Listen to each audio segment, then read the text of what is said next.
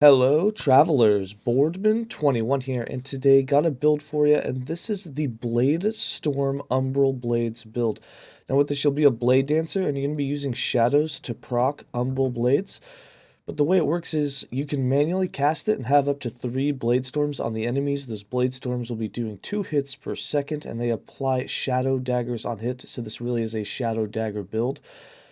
But you can also have it to where with Synchronized Strike, you can summon up to 4 or 5 shadows, and you can have each of them not only throw a Bladestorm, in which you can only have 3, but you can have them all drop one, which allows you to have 5.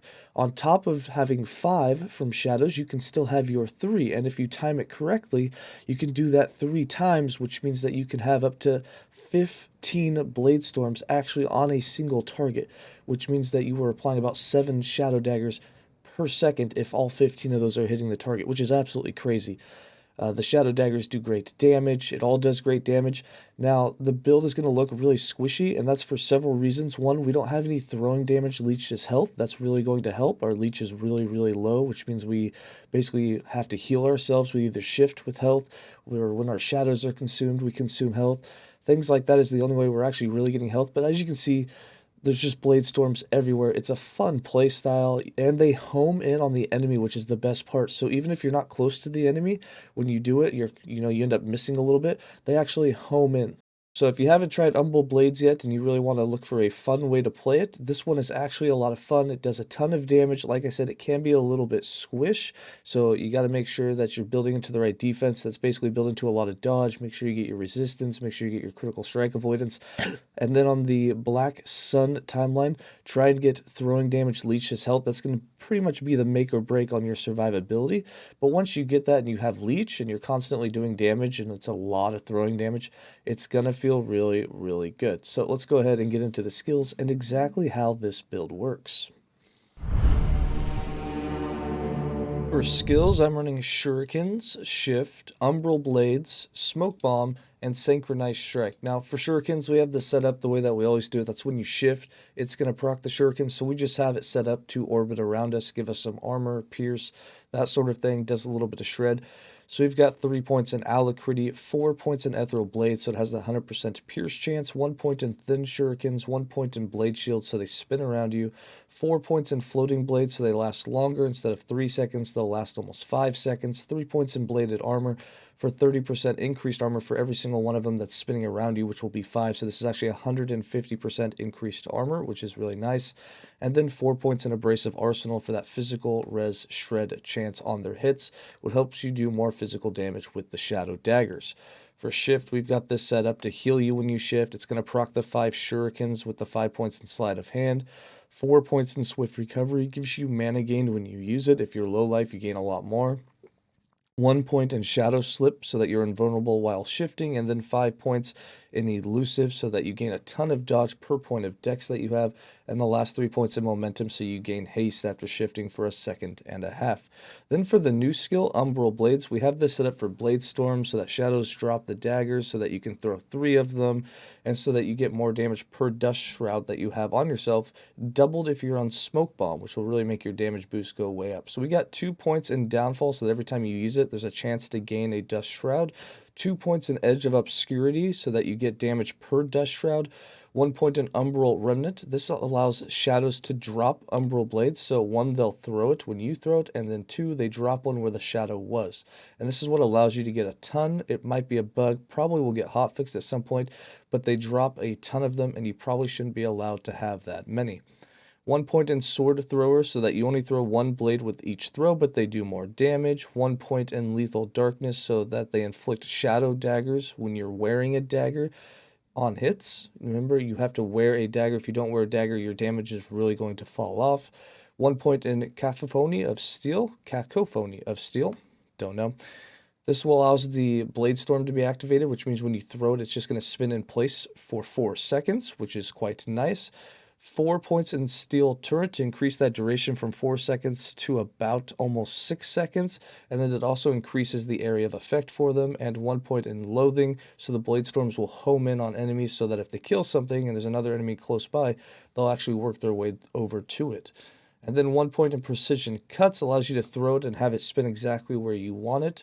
5 points in jagged carvings gives a ton of throwing physical damage for it. And 1 point in twilight assault so that you can throw a third one before they return to you. So it is a 4-skill combo. You throw out 3 of them and the 4th one's going to recall them. So when you have your shadows active, you want to make sure that you don't have any of these active, and then you can use Synchronized Strike, throw one, the shadows will drop 5. You can do that 3 times in a row, getting up to 15 Bladestorms if you do it in rapid recession of each other, and then you'll recall them.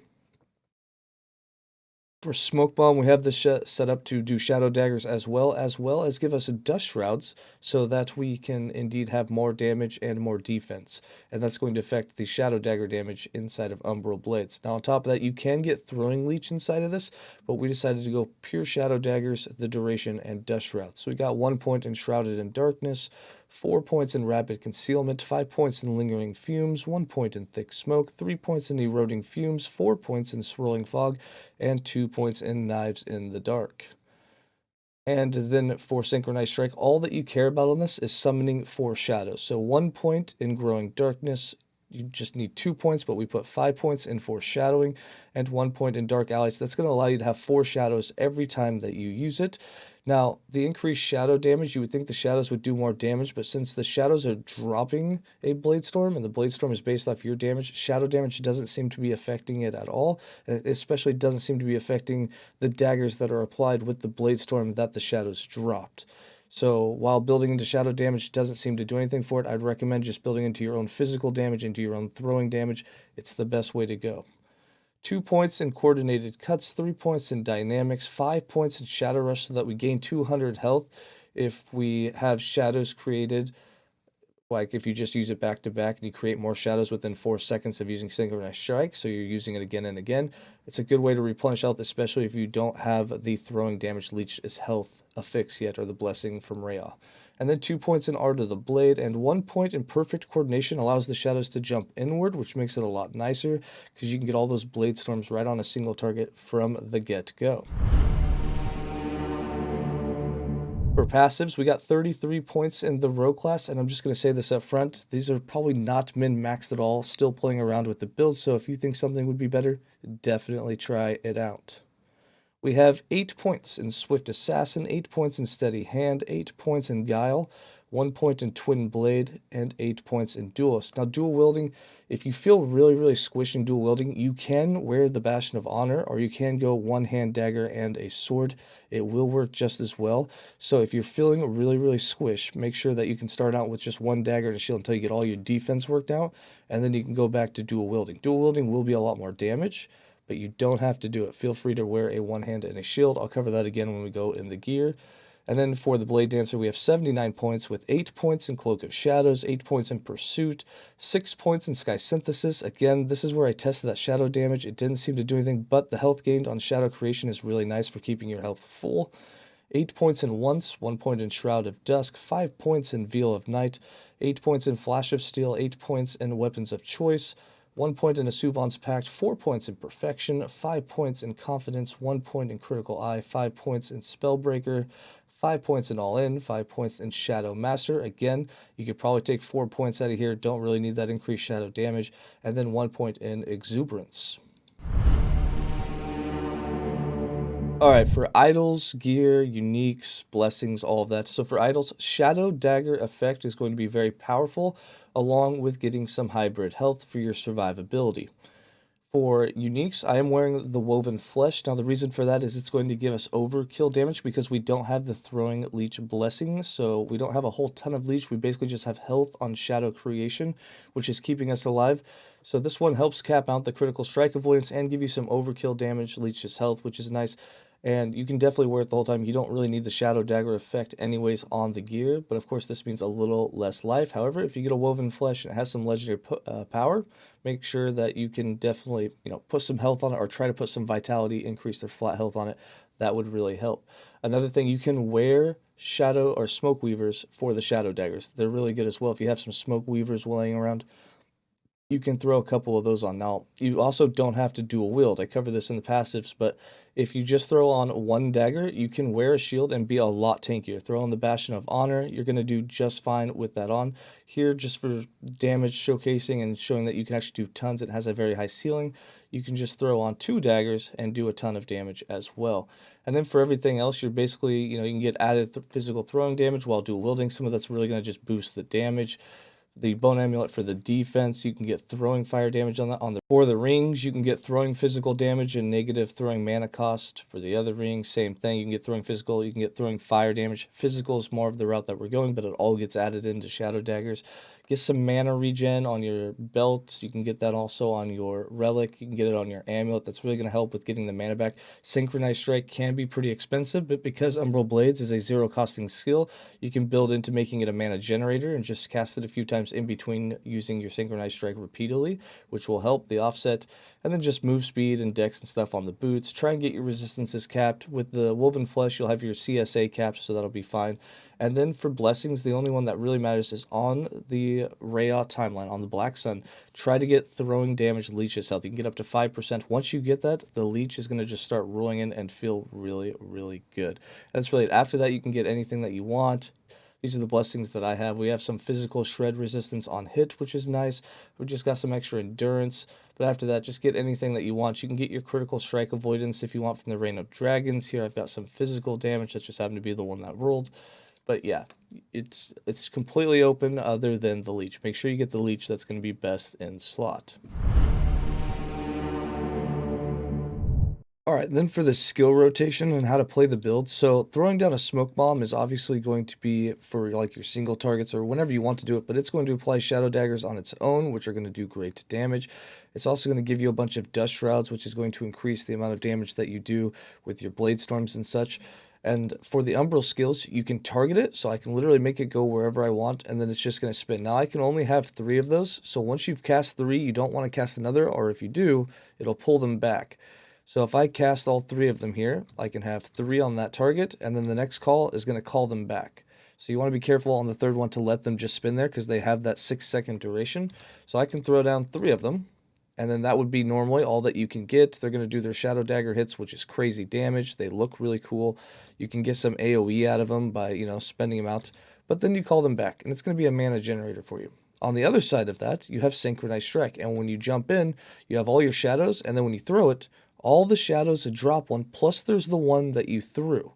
Now, you can do that up to 3 times as long as you didn't throw in the first place. Because if I have 2 out, or if I have 3 out and then I do this and then I cast it, nothing happens because I'm actually recalling them. You have to cast it twice to get it to go again. So you have to make sure you're aware of how many that you have active, or it can get a little clunky.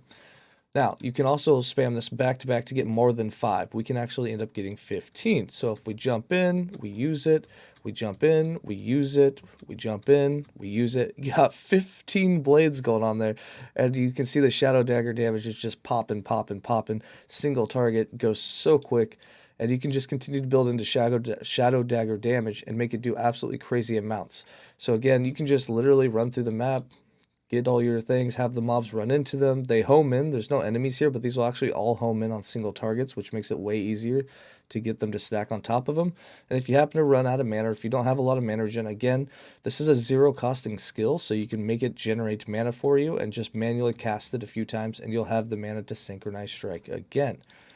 And that's going to be it for the build guide. I hope you guys enjoyed it. Hope you've tried out the new skill. There are a lot of other ways to try and play it, but this way worked really, really great. Shout out to Soldark, who showed me on stream the ability to have double dipping with the shadows, that not only do they throw it, but then they drop them. And then we found out that dropping them also stacks, and you can have many of them, because I would have thought 3 was the max, but apparently it's an unlimited amount. It's as fast as you can Synchronize Strike and spam more into the mix. So it's kind of crazy how many of them that you can have. Probably going to see a nerf with that. They're probably going to be hard capped at some point. How long? Don't know, but enjoy it while you can. If you need to level up a Bladedancer, you gain access to Umbral Blades, I believe at level 18, which makes it a very good leveling skill. It can start doing damage right off the bat, so leveling with it probably feels really good. Haven't done it yet myself. We'll probably do it down the road, but it should feel really, really good. It's very powerful, and it's pretty easy to build into. A lot of the damage is inside the skill tree itself. Alright, again, that's going to be it. That's where I'm going to leave you. As always, stay safe and enjoy some gameplay.